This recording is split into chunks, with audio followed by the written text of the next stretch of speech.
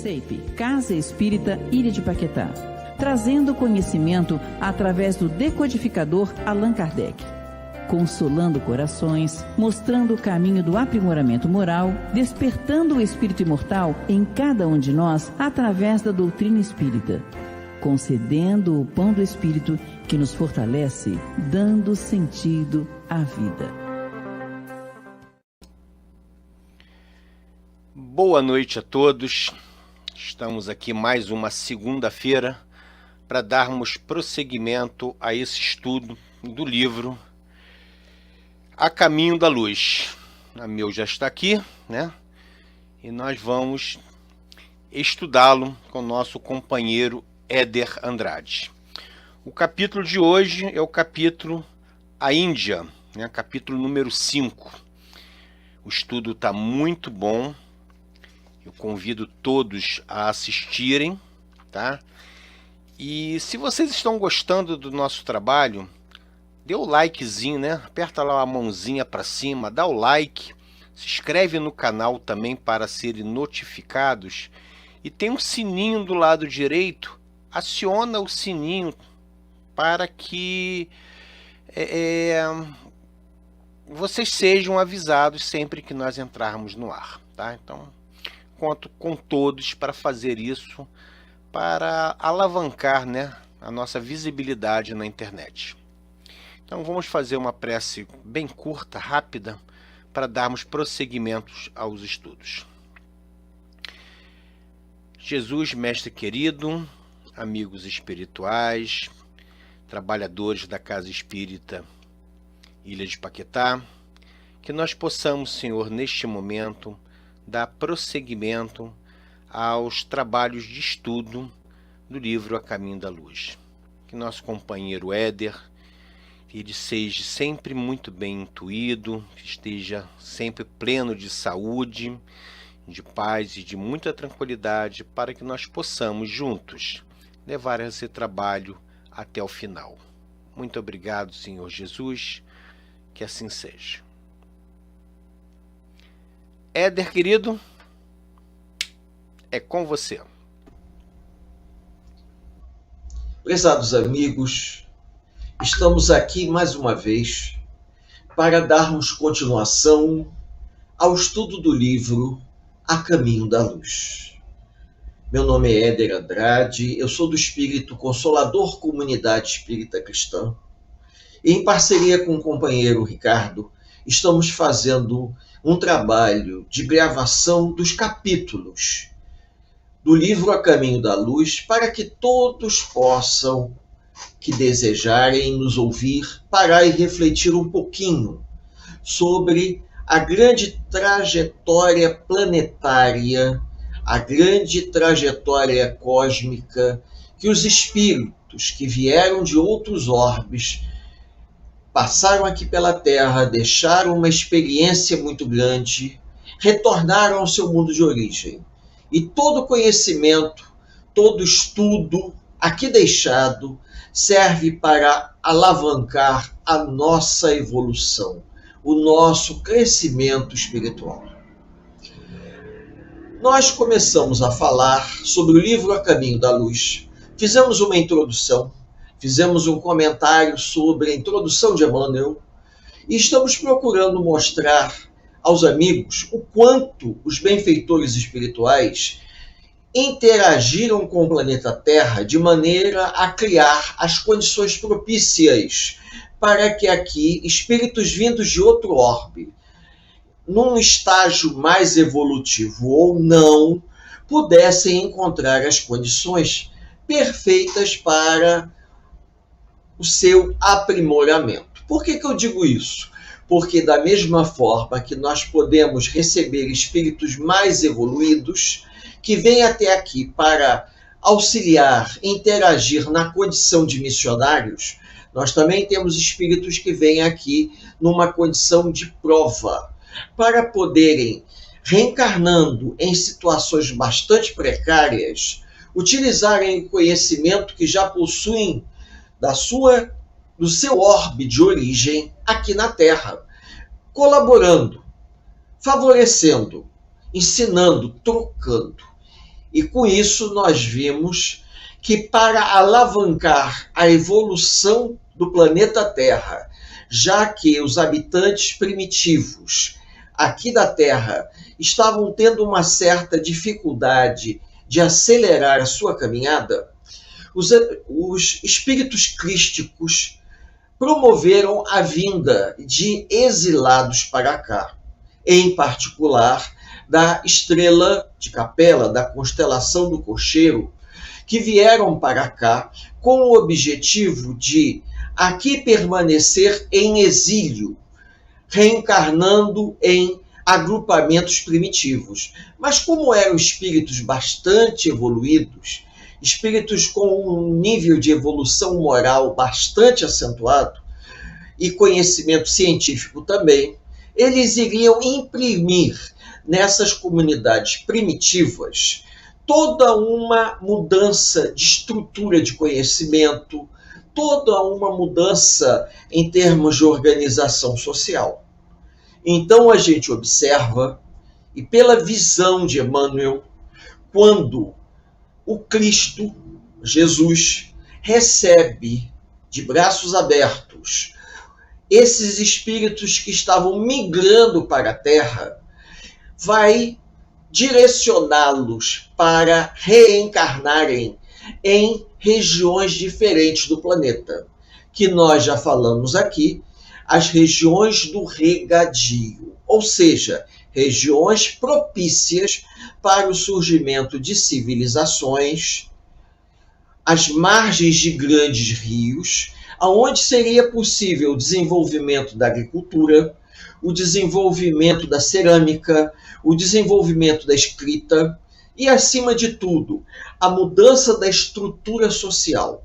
Eles deixariam de ser uma civilização nômade para ser uma civilização, ou melhor, eles deixariam de ser uma tribo nômade, estou corrigindo isso, uma tribo nômade, caçadora, coletora, para ser um agrupamento sedentário, essa é a expressão adequada, deixando de ser um grupo nômade, coletor, catador, para ser um grupo sedentário, que já sabia plantar, que já sabia domesticar animais e se organizam de tal forma que darão origem a pequenos agrupamentos tribais, e esses agrupamentos tribais mais estruturados, mais unidos, darão origem às primeiras civilizações. Civilizações regadas à água. Por isso que vem o nome civilizações do regadio, porque eram agrupamentos humanos,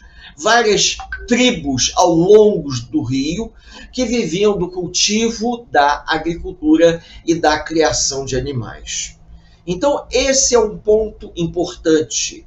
Nós falamos a respeito do Egito no nosso último encontro. E o Egito vai ser uma civilização extremamente avançada, digamos que tecnologicamente falando. Nós vimos que os egípcios, eles são um grupo de Capela que traz um conhecimento tecnológico, arquitetônico, científico muito bom, a ponto de realizar as grandes construções como uma forma inconsciente de exteriorizar todo o conhecimento que eles traziam das lembranças adormecidas do pretérito nessa nova encarnação em corpos tão frágeis, em corpos tão debilitados, porque, embora fossem espíritos muito mais evoluídos, agora estavam habitando corpos primitivos, corpos de homens praticamente do Paleolítico. E com isso, não foi apenas o Egito que recebeu uma leva de espíritos para renascer aqui na Terra, mas no rio Indo e no rio Ganges, nós teremos o surgimento da civilização hindu. A civilização hindu, ela também vai ocorrer de maneira paralela, talvez um pouco antes, segundo Emmanuel, em termos históricos, do que a civilização egípcia. com a diferença que os hindus, eles não se organizam tão rapidamente em forma de civilização quanto os egípcios, porque os egípcios tiveram uma preocupação, porque as condições eram tão, digamos assim, difíceis, o solo era tão arenoso, para sobreviver naquele deserto era necessário uma organização muito bem estruturada. Então a centralização política no Egito, ela se tornou eminente para a sobrevivência.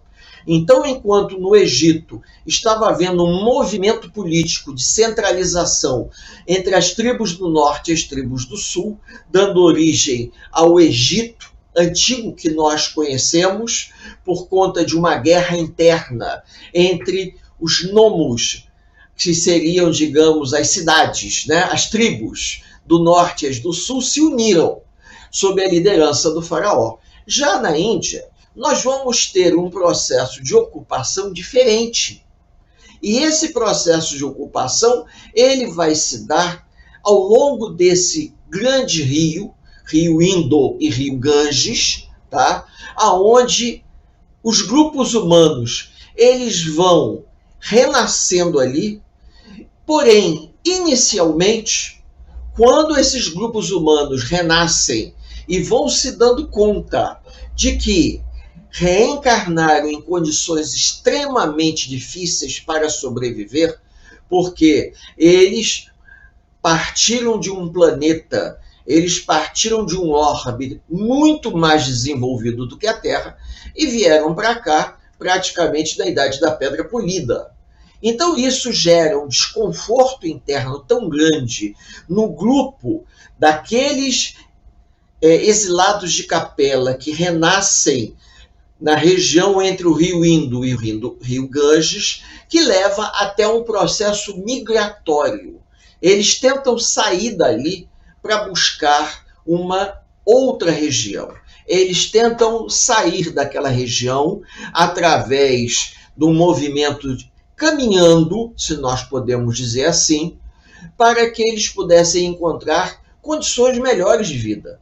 Até porque eles possuíam um nível de consciência muito diferente da civilização egípcia.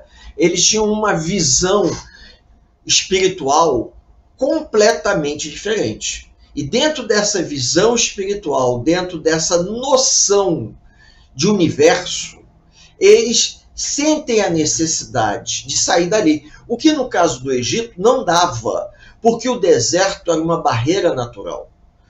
O Egito sempre foi uma estreita faixa de terra fértil ao longo do rio Nilo, medindo 300 metros de um lado, 300 de outro, e o resto era deserto. Então, apesar de existirem os deltas do rio Nilo, o acesso a essa região era um acesso muito difícil, porque devido às cheias e vazantes do rio Nilo, nos deltas haviam bancos de areia.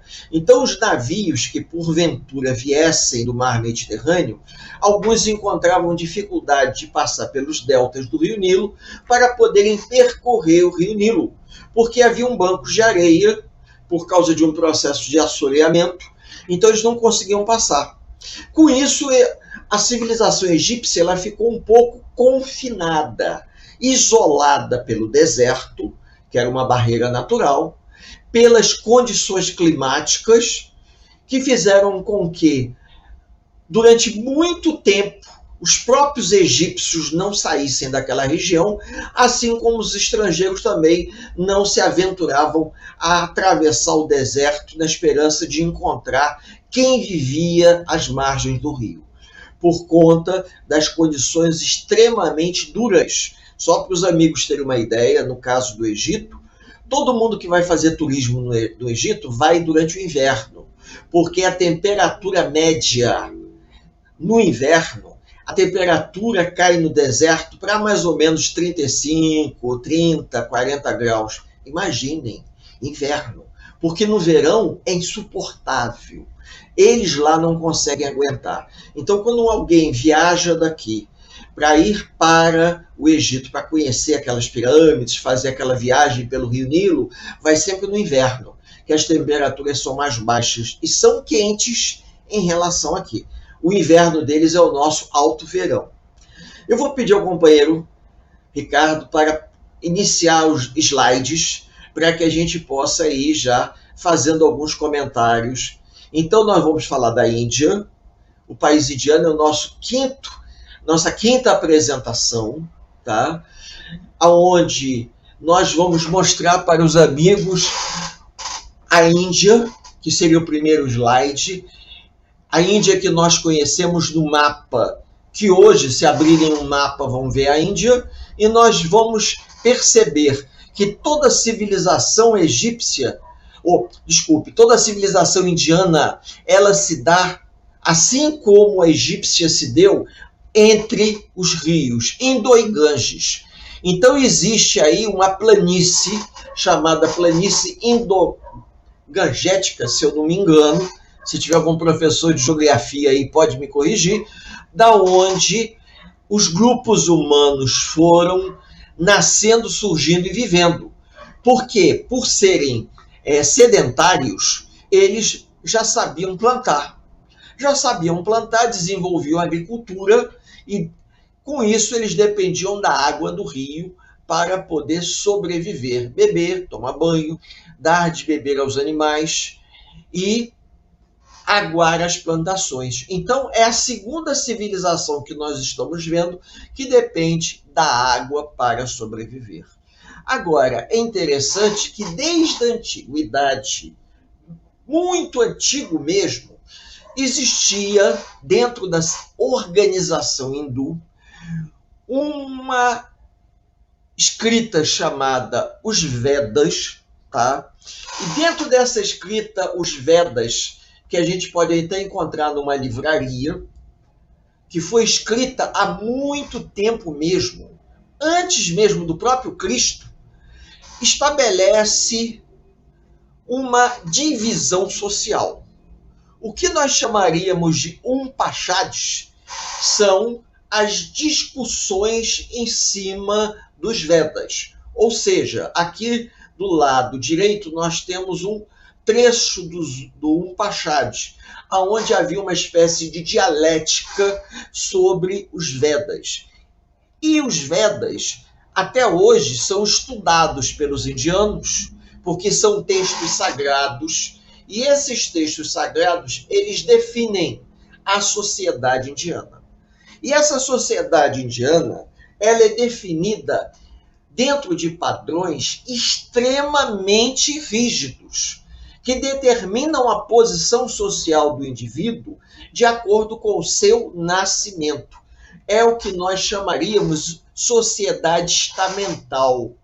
Quando a gente fala sobre Idade Média, alguém aqui deve ter estudado na época do pré-vestibular, porque depois disso ninguém estuda, a não ser que a pessoa goste, sobre feudalismo, deve se lembrar que na sociedade feudal, a sociedade era dividida de acordo com o nascimento das pessoas. Provavelmente, essa característica que chega à Europa é levada pelos grupos arianos que se deslocam da região da Ásia para a Europa. Porque é uma característica muito forte. O indivíduo nascia num agrupamento social. E ele vai ser, pela vida dele inteira, a sua própria origem. Então, o que determina a posição social do indivíduo não é o dinheiro que ele tenha, é o seu berço, o seu nascimento. Por isso que a sociedade feudal, ela era uma sociedade estamental, tripartida. O nobre, ele sempre seria o nobre, mesmo falido. E um servo, um camponês, seria sempre um camponês, mesmo com comida na mesa e animais no pasto. E da onde que essa ideia surgiu? Os indianos já tinham essa ideia quando dividiram a sociedade em castas. O que são as castas? A gente vai ver mais adiante. É uma divisão social que marca a posição do indivíduo de acordo com o seu nascimento.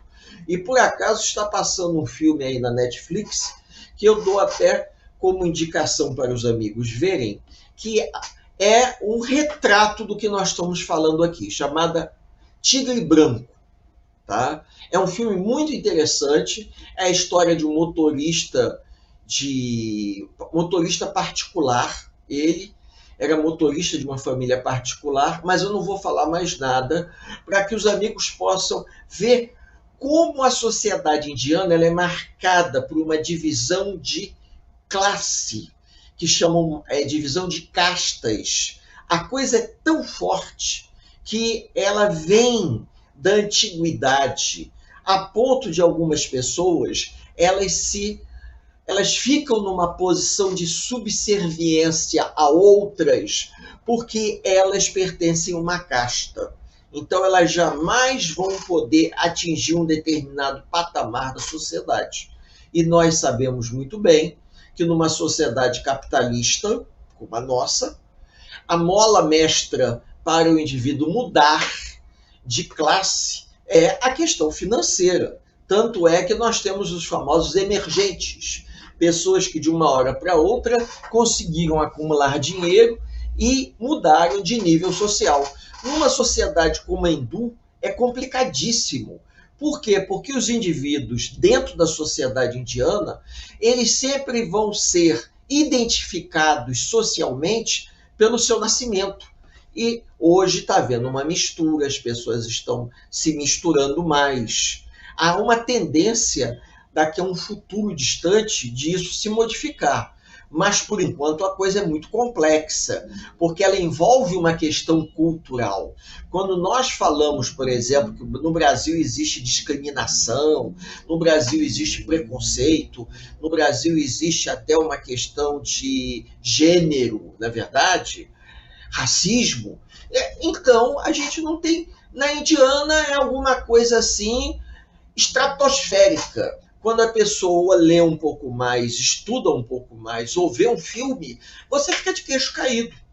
O que se passa dentro da estrutura indiana chega às raias do extremo. Por isso que eu estou dando essa sugestão dos amigos verem o filme Tigre Branco, porque mostra o que uma casta faz com a outra. E o que é pior, às vezes, aquela casta submissa acaba aceitando. Tá? Por quê? Porque ela aprendeu que ela tem que aceitar. Porque ela é inferior à outra. E é alguma coisa até um pouco de exagero, porque no feudalismo houve uma saída quando os nobres eles não tinham dinheiro, eles casavam seus filhos ou suas filhas com os comerciantes enriquecidos. Então, era a união do nome com o dinheiro. Eram os casamentos arranjados, onde aquelas famílias que tinham tradições, que tinham nome, mas não tinham riqueza, se uniam aos grandes comerciantes que faziam nome, mas não tinham faziam nome por conta do comércio, mas não tinham origem nobre. Então, você conseguia combinar as coisas. Quem já conheceu ou leu alguma coisa sobre os comerciantes italianos, os Borgias, os Médicis, a gente vê aqueles casamentos arranjados. Por quê? Porque as famílias tinham dinheiro, mas queriam casar seus filhos com os filhos dos nobres falidos para poder misturar o sangue. Isso na Índia é uma coisa muito delicada até hoje, porque as pessoas não aceitam. Talvez, digamos assim, de uns anos para cá estão começando a aceitar. Mesmo assim, é uma coisa que tem uma certa reticência. A pessoa olha meio de lado, entendeu?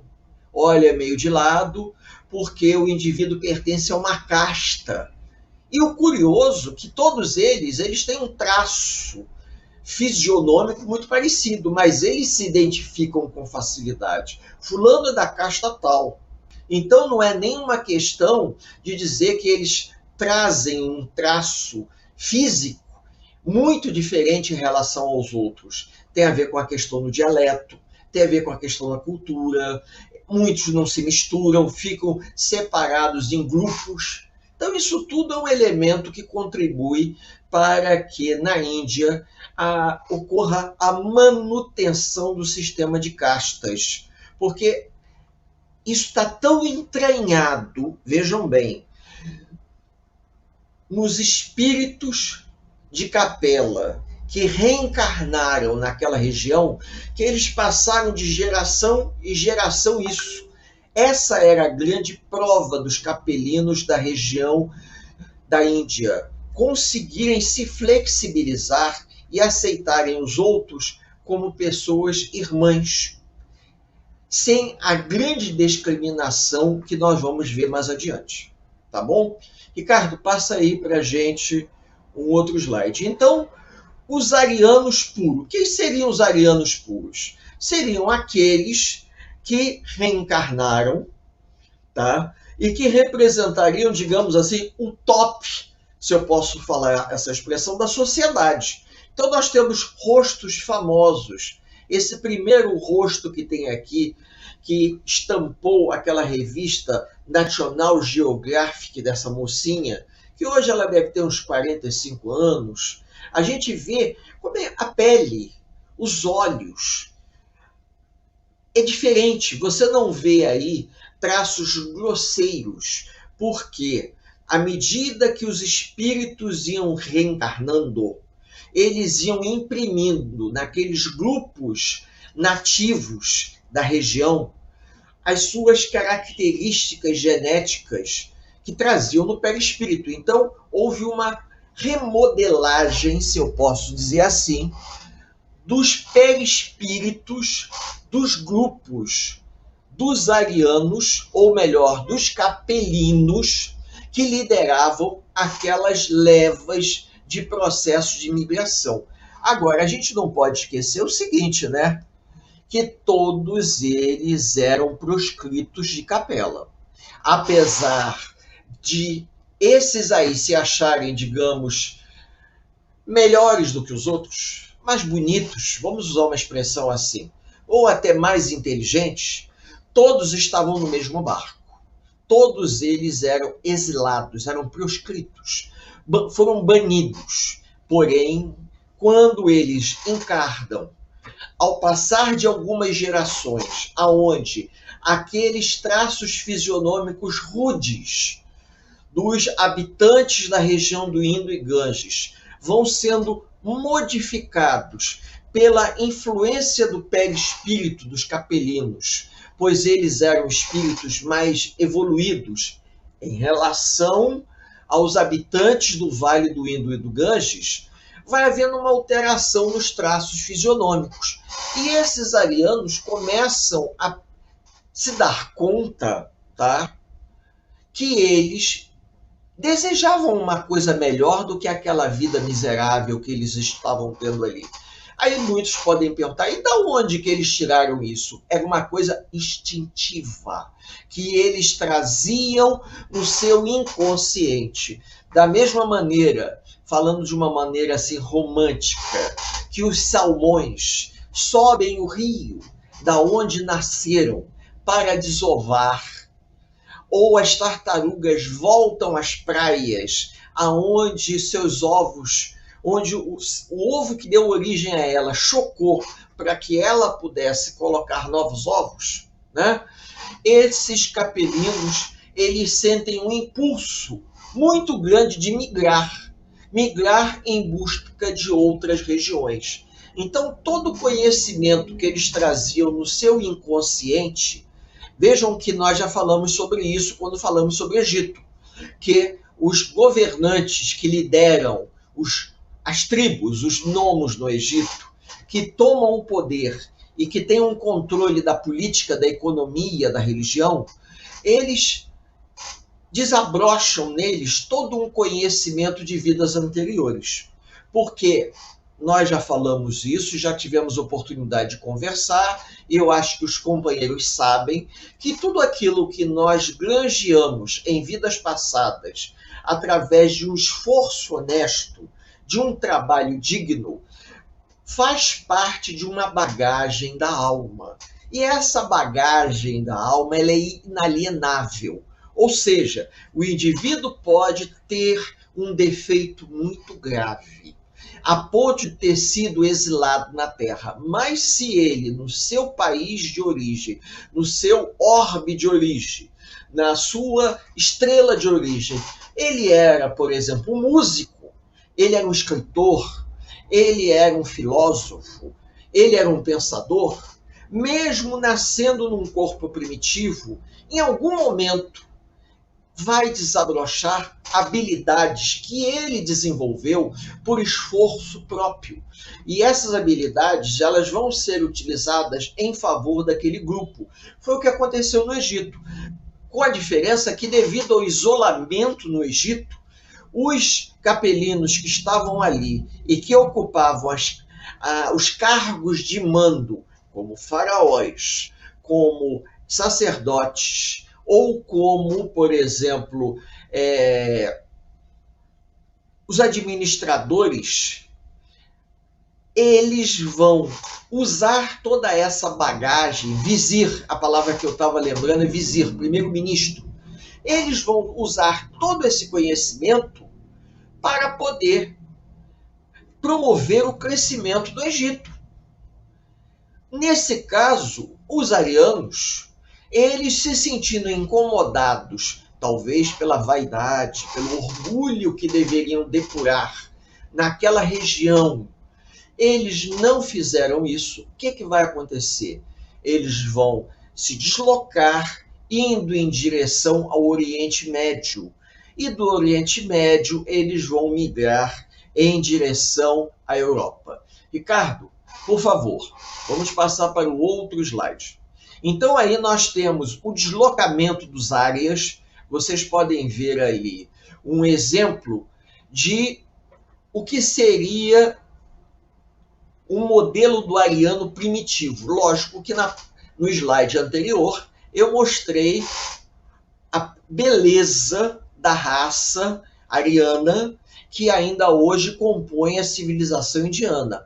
Mas o rosto desse homem aí representa, a grosso modo, o ariano primitivo, que se deslocou da Índia, indo em direção ao Oriente Médio e chegando até a Europa. É por isso que nós falamos dos povos indo-europeus. Por que indo-europeus? Eles se deslocam, são aquelas migrações. Esse processo de migração se dá através de, digamos assim, caminhadas, porque essa região que separa a Índia do Oriente Médio é uma região que possui planícies. Mais tarde, se nós falarmos aqui, a gente vai ver que Alexandre Magno, quando ele conquista a Grécia, ele com seu exército invade o Império Persa e chega à Índia. Ele atravessa toda essa região. Por quê? Porque essa região, que tem aí várias cores, foi no passado uma grande via de comércio de caravanas. Então, desde a antiguidade, quando os arianos atravessam, eles descobrem que era possível você atravessar. As montanhas não eram tão, digamos assim, de difícil transpor. Eles conseguiam atravessar as áreas desérticas indo em direção à Europa. E esse conhecimento que eles possuíam, conhecimento que eles traziam na alma, foi, de uma certa forma, sendo espalhado, como que eu acabei de falar para vocês, a questão da sociedade estamental, que é uma coisa que a gente estuda quando fala sobre feudalismo, que surgiu, os grupos tribais, vejam bem, os grupos tribais que invadem o Império Romano, eles vão estabelecer, depois de algum tempo, uma sociedade dividida de acordo com uma hierarquia que eles estabeleciam. E, curiosamente, quando nós olhamos a sociedade de castas, a gente vê uma ligeira semelhança. Mas como é que o povo da Europa conseguiu entrar em contato com a Índia? Porque os arianos migraram para a Europa. a ideia, a essência da ideia em você dividir uma sociedade de acordo com o nascimento do indivíduo é extremamente, digamos, oportuna para aqueles que querem alijar um grupo do poder. Por quê?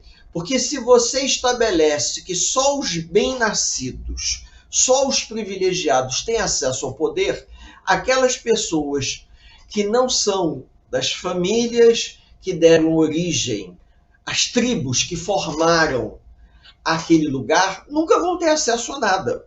Eles serão sempre estrangeiros. E é exatamente isso que vai acontecer mais adiante. E a sociedade indiana, ela é marcada ainda hoje justamente por conta disso. Porque, digamos, um pária da Índia sempre vai ser um pária. Ele pode até, que nem aquele filme Quem Quer Ser Milionário, não sei se vocês lembram desse filme. Quem Quer Ser Milionário, que o garoto vai e acerta. Ele se tornou milionário, mas ele não deixou de ser um pária, porque o dinheiro na Índia não muda a condição social. Lá ele nunca vai ser um emergente. Aqui no Brasil ninguém está nem aí, mas lá ele não conseguiria ter acesso a determinadas situações por ser um pária. Quem lembra daquele filme não, aquela novela que passou na televisão, Caminho das Índias, aonde um indivíduo do alto da sociedade indiana adota um garoto da base da sociedade indiana. O garoto era um miserável e ele foi adotado. A gente vai falar daqui a pouco a respeito disso, e o homem o criou como filho, mas todo mundo olhava para ele e sabia, principalmente naquela região, naquele lugar, que ele não era filho legítimo, ele era um filho adotado. E como os homens é que determinam a condição social do indivíduo, se uma mulher larga um homem ou fica viúva, os filhos que ela vem a ter com outro homem, eles ganham a posição social do pai. Isso foi dito na novela e é um negócio assim bem pitoresco. Como é que a sociedade ela cerceia as pessoas, justamente para que determinados grupos, né, se mantenham no poder. Então, vamos passar aí, Ricardo. Outro slide. Então, dentro dessa sequência, nós temos também figuras que se destacam. Da mesma forma que nós vamos ver a pirâmide social, onde nós temos os párias, aqueles que ficam na base da pirâmide, na base dos pés do Buda, como eles dizem, tá? Você também tem aquelas criaturas que são elevadas, que se destacam. E entre aqueles que se destacam, eu preferi escolher esse, Gandhi, tá? Gandhi é uma figura que se destaca espiritualmente falando, porque a palavra Mahatma quer dizer grande alma. Então Gandhi, ele foi um advogado, ele viveu fora da Índia durante um tempo. Quem não viu aquele filme Gandhi? E chega um determinado ponto que ele consegue liderar o movimento de independência da Índia com a política de não agressão. Mas ele era um espírito elevado. Ele tinha uma elevação moral que ele conseguia impregnar as pessoas. Porém, a Índia não é um país homogêneo. Nós já vimos logo de cara que não é, né? Pelo fato de ter uma divisão social tão marcada assim. Essa divisão social tão marcada que forma as castas, isso cria um problema, porque determinadas pessoas nunca vão ter acesso a nada. O indivíduo nasce naquela condição, ele nasce na pobreza e morre na pobreza. Não tem condições, ele não tem condições de ter emprego. Ele não tem condições de ter uma vida normal. Não tem. É diferente. A nossa sociedade, o capitalismo que o Brasil vive é um capitalismo, não estou defendendo não, tá? É um capitalismo de terceiro mundo. Mas a democracia indiana é uma coisa muito cruel. Se vocês assistirem esse filme, O Tigre Branco, vocês vão entender por que eu estou dizendo isso. Porque o indivíduo, numa sociedade brasileira, você vê que nós temos discriminações. Mas às vezes tu pega um táxi, você vai conversar com o motorista de táxi, ele é alguém que veio do Nordeste para cá, morou nos bairros do subúrbio, com muito sacrifício, juntou dinheiro, ele conseguiu comprar o táxi, comprar autonomia, hoje ele construiu a casa dele, tem a vida dele, é um indivíduo que luta para ter o que tem. Existem dificuldades que quem ele é, o que ele é, não impedem dele ter acesso. Já na Índia, a maior dificuldade é a origem do indivíduo. Dependendo da origem do indivíduo, o indivíduo não entra. Eles não deixam o indivíduo entrar. O indivíduo é barrado na porta, até pela origem dele. Essa discriminação acentuada a gente vê nesse filme.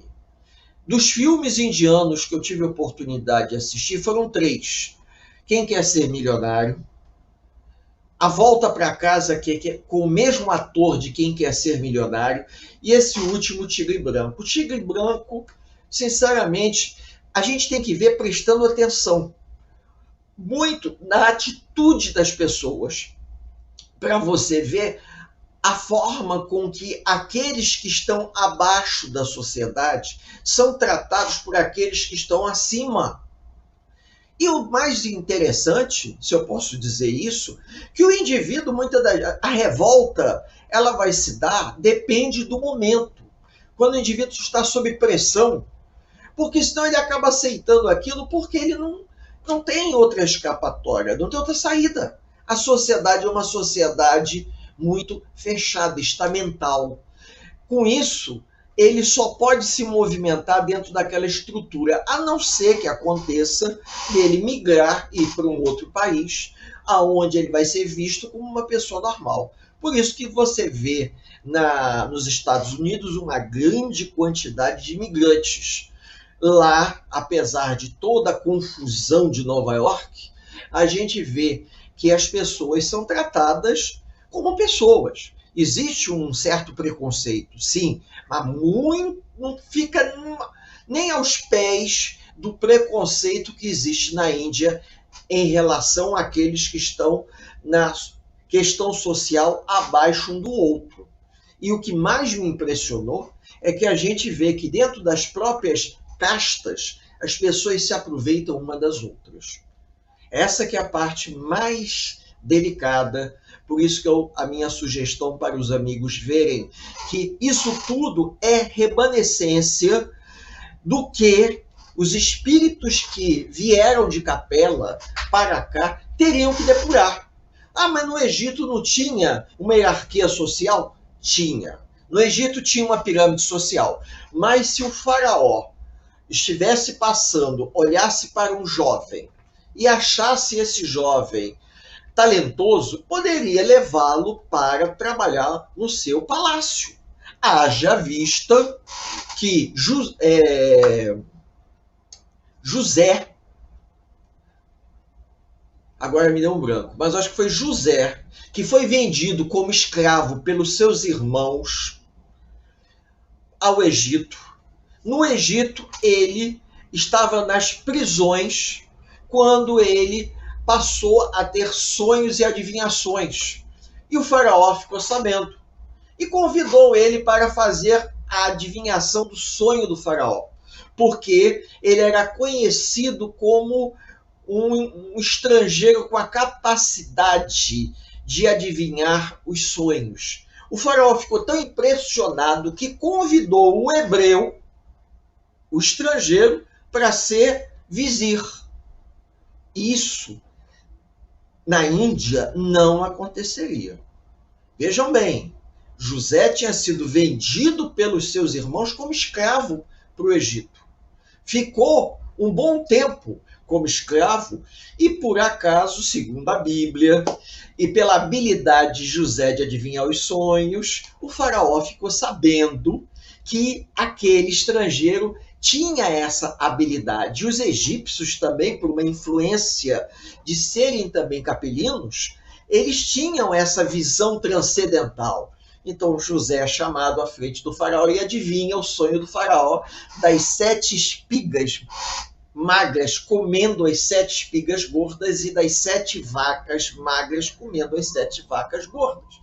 E aí José vai revelar ao faraó que seriam 7 períodos de escassez ou 7 períodos de fartura, seguidos de 7 períodos de escassez ou 7 anos.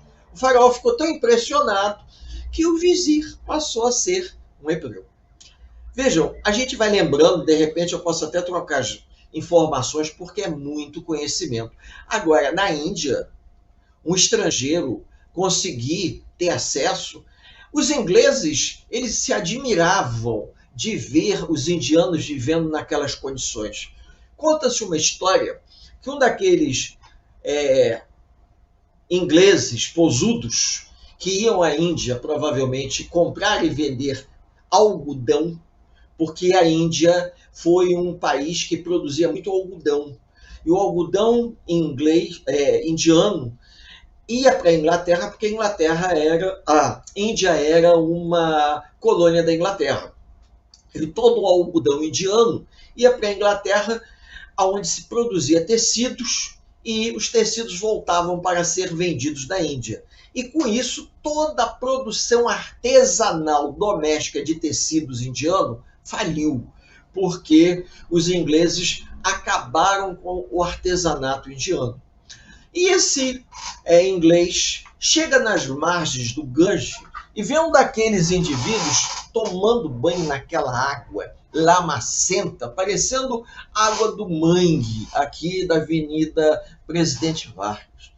E aí o inglês falou para o indiano: você tem certeza que essa água vai te lavar? Você continua tão sujo quanto antes. E o indiano responde para ele uma coisa que estava na essência da alma, que o inglês jamais esperava ouvir. Eu não estou lavando o corpo, eu estou lavando minha alma. A água do rio é sagrada. Quando eu tomo banho nessa água, eu deixo todas as impurezas que eu carrego da alma na água do rio. Um conhecimento desse não é um conhecimento que se aprende às margens de um rio poluído como o rio Ganges. É um conhecimento que se passa de geração a geração. E esse conhecimento reflete uma religiosidade imensa que os indianos possuem. Mas também, curiosamente, esses mesmos indianos que possuem essa religiosidade, eles também chegaram a desenvolver o materialismo, a ponto de afirmar que após a morte do corpo, não existe vida. Tanto é que eles fazem questão de queimar os corpos. Eles queimam os corpos, porque uma vez que o indivíduo morreu, não fica nada. Porém, dentro da própria religião, dentro da própria filosofia, existe a cultura da reencarnação embutida. E essa cultura da reencarnação embutida, ela gera uma contradição imensa, porque os indianos sabem da reencarnação. Muitas das vezes, eles não dizem, mas eles sabem que eles podem hoje estar numa casta e amanhã reencarnar em outra.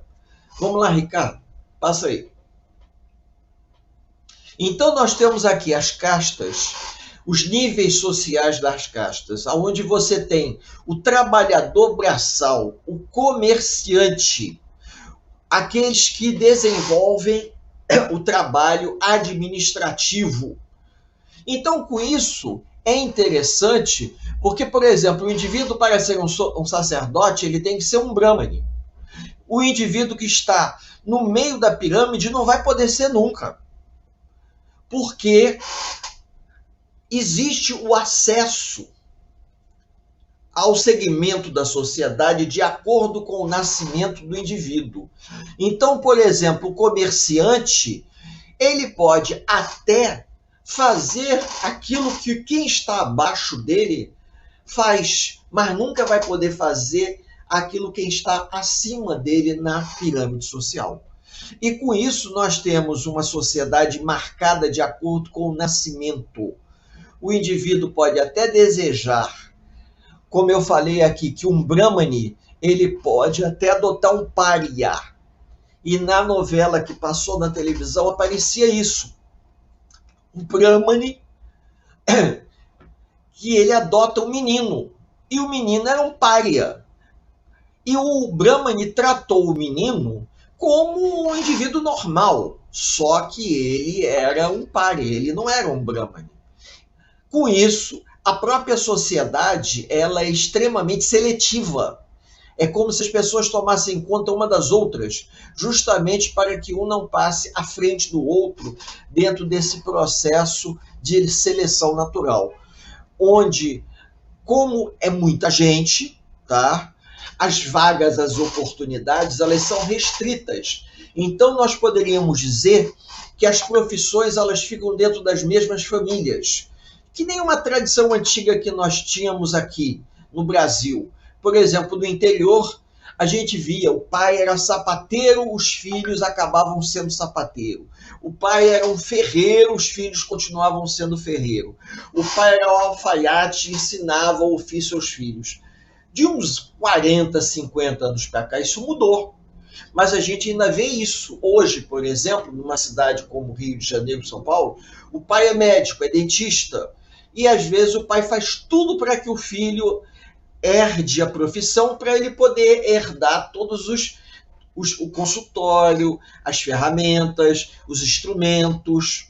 E assim vai muitos. A gente tem muitas famílias aí que passam de geração em geração como advogado, como médicos, militares. Por quê? Porque existe uma tradição familiar. Com a diferença que essa tradição familiar ela pode ser quebrada a qualquer momento. Não existe um condicionamento. Nesse caso das castas, sim. Se o indivíduo ele era da classe dos comerciantes, ele, desde cedo, ele aprendia que ele tinha que ser comerciante. Não importa de quê, mas tinha que ser de comerciante. Então, ele nunca poderia ser um administrador, porque ele havia nascido naquela casta. E o indivíduo, a gente pode ver isso no filme do Tigre Branco, em alguns momentos ele aceita passivamente aquilo, porque ele foi, digamos assim, doutrinado pela família. Essa que é a parte incrível. Ele é doutrinado pela família a uma subserviência à própria família dentro da casta. Então, a própria família faz a manutenção da casta quando cobra do indivíduo uma posição em relação à família. O indivíduo tem obrigações para com a família, para fazer a manutenção da casta. Olha, é um negócio assim fantástico, porque a gente vê que é um looping, que os capelinos vieram para cá, passaram-se 4.000 anos, 5.000 anos, e essa carga pesadíssima de preconceitos, de discriminação por vaidade, orgulho, prepotência, ela não foi superada. A gente ainda vê isso nos filmes, a gente vê a desigualdade socioeconômica da Índia, que é um negócio impressionante, impressionante mesmo. Eu não estou exagerando, tá? E que o próprio Emmanuel fala que da mesma forma que você tem uma criatura como um Gandhi, como nós vimos há pouco, que ele tinha um espírito tão elevado que a presença dele contagiava, nós temos uma sociedade piramidal de castas, onde as pessoas elas tiram proveito uma das outras, dentro de uma estrutura social. E as pessoas se sentem bem em servir. São servos, foram criados para servir. Para vocês terem uma ideia da elevação moral de Gandhi, vou contar uma historinha rápida. Uma vez um pai levou um menino para conversar com Gandhi, porque o menino, famílias muito pobres, estava comendo muito sal.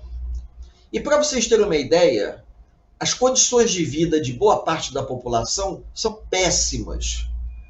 Alguns fazem sal para comercializar, como? Fervendo a água do mar. Eles fervem a água do mar, retiram o sal e vendem o sal, de forma bem primitiva mesmo. E esse menino comia o sal, e o Gandhi falou para ele: meu filho, você não pode fazer isso porque você vai morrer. Você vai ter problema de rins. O Gandhi era um homem inteligente, além de ser um espírito muito elevado. Aí o Gandhi virou para o pai do menino e falou assim: se ele não parar de comer sal e ainda estiver vivo, me traga ele daqui a uns 3 meses. Aí o pai disse: sim, tá bom. Passados uns 3, 4 meses, aparece o pai com um garoto. Aí o Gandhi viu e perguntou: ele parou de comer sal? O homem falou: não, continua. Aí o Gandhi sentou o garoto no colo, abraçou o garoto: meu filho, não faça isso, você vai morrer, você não pode fazer isso, você não pode comer sal puro, você vai morrer e eu vou ficar muito triste. Não coma sal. Aí se despediu dele e falou a ele: se for possível, um dia me dê notícias. Passou o tempo, o Gandhi até esqueceu. Quando um dia o pai apareceu lá e disse para ele assim: eu vim agradecer o senhor. Ele falou: como é que o menino está? Ele parou de comer sal. O que o senhor fez para que o menino parasse de comer sal? Quando você esteve aqui na primeira vez e eu percebi que ele não iria parar de comer sal, eu entrei num jejum e eu parei de comer sal. Então, quando eu pedi a ele que ele parasse de comer sal na segunda vez que você veio, eu já estava sem comer sal há uns 3 ou 4 meses. Então, eu pedi a ele algo que eu também fazia. Então, eu fui capaz de contagiá-lo. Olha que coisa fantástica. Só o Gandhi mesmo. Essa história é contada com lindos casos de Mahatma Gandhi para mostrar a grandeza da alma desse espírito que reencarnou nesse lugar, um enviado do Cristo para tentar ajudar a esse povo a sair da colonização britânica. Vamos lá. Ricardo, próximo slide, para a gente já começar e terminando. Os rajás e os párias são os 2 extremos da sociedade indiana. O rajá está no topo da pirâmide, é um brahmane, praticamente. E os párias são aqueles que vivem nos alagados, naquelas regiões onde as condições de vida são as piores possíveis. Piores. As pessoas comem com a mão, tomam banho na água suja de tudo que vocês possam imaginar. Quando eu digo para vocês que há trechos do rio Ganges que se parece com o canal do Bang na Presidente Vargas, eu não estou exagerando, não. Tá? Se vocês pesquisarem na internet, vocês vão ver. Então, o indivíduo vive num luxo, numa opulência tão grande, e o outro numa condição de miséria. E, na essência, eles sabem, o Rajá sabe, que do alto do seu elefante, ornamentado de pedras preciosas, porque andar de elefante na Índia é chique, né? Só para vocês terem uma ideia, um dia ele pode reencarnar como um pária. Na essência ele sabe, mas ele não dá o braço a torcer. Tá? Ele não dá o braço a torcer. Então quer dizer que eles sabem da reencarnação. Eles sabem que se eles não agirem em prol do bem comum, eles poderão amanhã amargar nesses mangues como um pária, assim como ele viu quando passava com o elefante, quando ele vivia no luxo, na opulência, e uma boa parte da população vivia numa miséria tremenda, tremenda.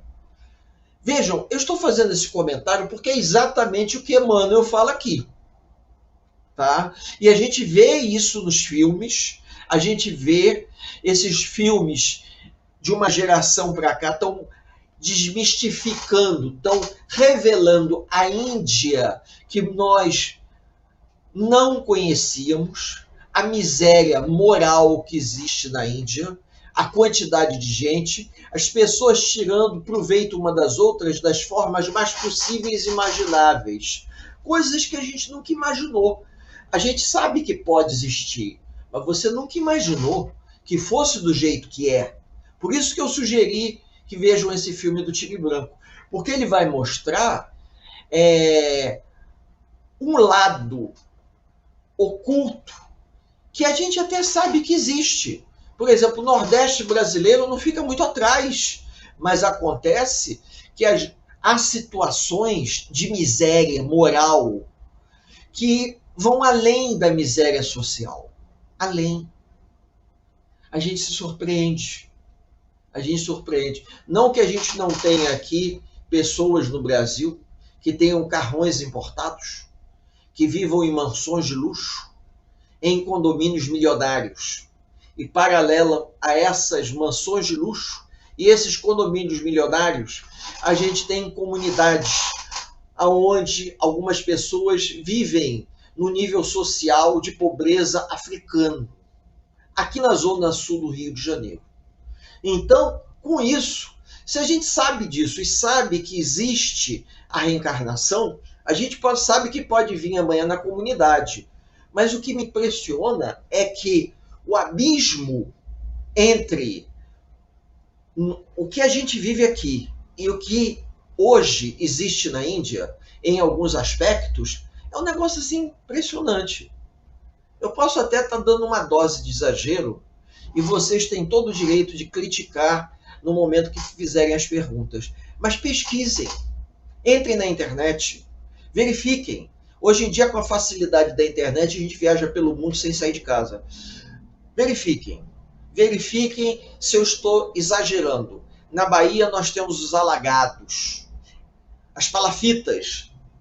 Agora vejam, entrem e vejam. Eu acho que às vezes o pessoal mete o malho, mas quando a gente conhece um pouco mais, a miséria ela impera no mundo como uma necessidade de reparação social. Os espíritos que hoje vêm na condição miserável, como pária, amanhã eles podem vir na condição de uma condição melhorada. Me parece que se esse não é o último slide, tem mais um, só para terminar, que é o slide mostrando isso, é o último, em face de Jesus. Para que a gente possa terminar, tá? Nós já estamos no nosso horário.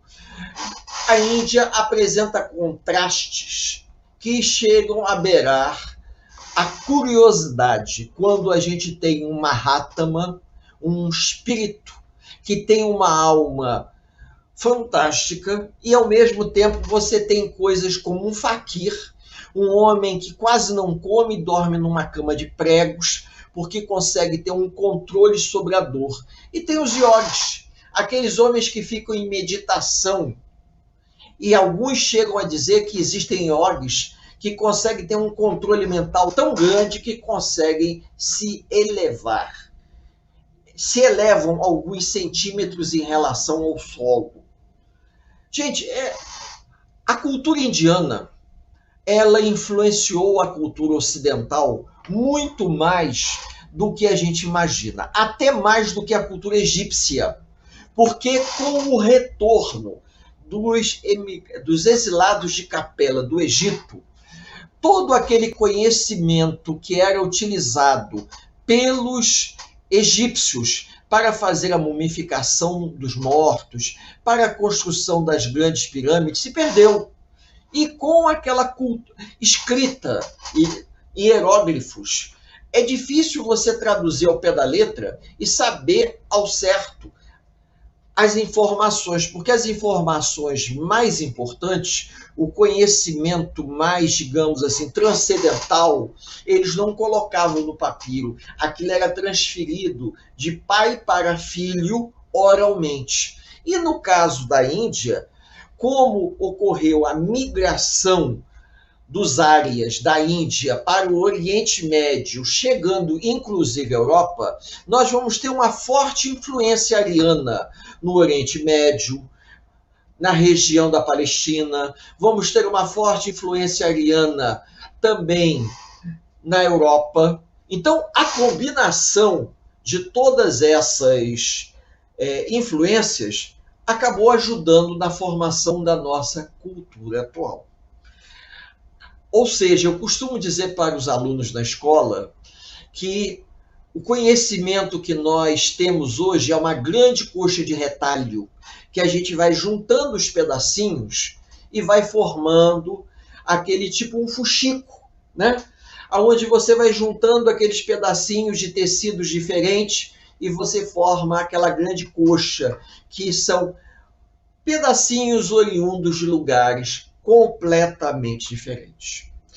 Bom, para que a gente possa finalizar, o nosso objetivo agora é fazer o nosso fechamento e uma breve prece.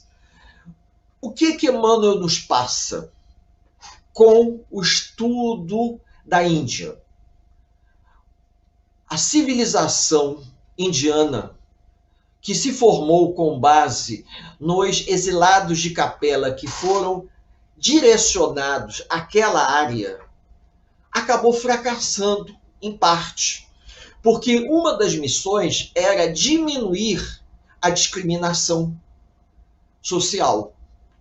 Porém, o conhecimento religioso, o conhecimento filosófico, eles se expandiram pelo mundo de uma forma fantástica, chegando ao Ocidente, através das migrações entre a Índia e a Europa, nos grupos que nós chamamos indo-europeus. Ninguém é perfeito, não é verdade?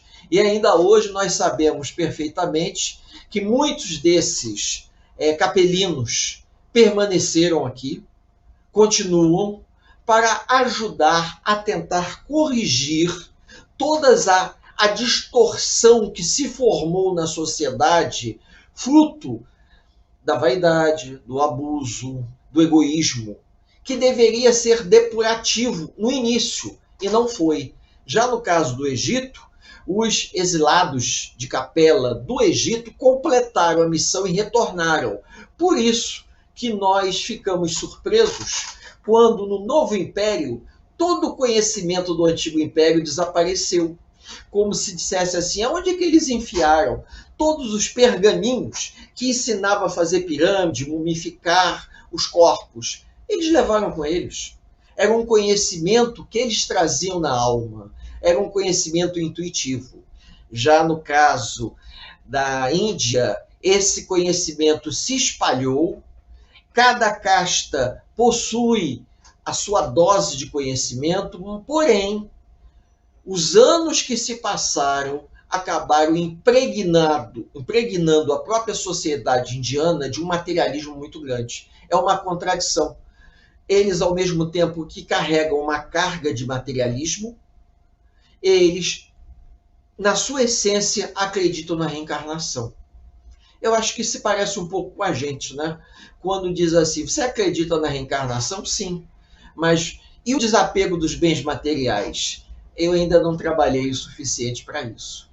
Isso me faz lembrar muito de que talvez a gente tenha herdado um pouco isso dos indianos, né? Não exercitamos o desprendimento dos bens como nós gostaríamos. Para que a gente possa finalizar, eu convido aos amigos a elevarmos o pensamento a Deus, nosso Pai, e Jesus, nosso amado Mestre, para agradecer a oportunidade desse encontro fraterno de paz e de luz, aonde, junto com meu companheiro Ricardo, trabalhando aqui nos bastidores da gravação, nos dá a oportunidade de conseguirmos dividir algum conhecimento. Não somos os donos da verdade, não estamos aqui para ensinar ninguém. Estamos para dividir um conhecimento, abrindo oportunidade para que as pessoas perguntem. Porque no momento em que nós estudamos, aprendemos. No momento em que nós interagimos, vamos nos modificando. tentando nos tornar pessoas melhores. Que a paz do Cristo permaneça com todos os amigos que nos ouvem nos dois planos da vida, por hoje, agora e por todo sempre. Que Jesus abençoe a todos nós. Bem, concluímos, né? Nosso companheiro Éder já fez a prece de encerramento. A única coisa que eu volto a pedir, se estão gostando, inscrevam-se no nosso canal, dê o seu like, acione o sininho. Isso é muito importante para a gente, tá ok? Segunda-feira, daqui a 15 dias, nós retornamos com o capítulo 6. Capítulo 6, ok? Fiquem todos com Deus, que tenham todos uma excelente noite de descanso. A Casa Espírita Ilha de Paquetá, CEIP, agradece a presença de todos. Deseja que tenhamos uma excelente noite de sono reparador, com descanso do corpo físico. E que nosso espírito possa emancipar-se em missão de trabalho no bem ou em estudos em esferas espirituais mais elevadas. Se você gosta do nosso trabalho, inscreva-se no canal, dê seu like e compartilhe com amigos para que mais e mais pessoas possam ter acesso à nossa doutrina consoladora. Divulgar o Espiritismo também é caridade. Fique com Deus e que a paz de Jesus vos guie.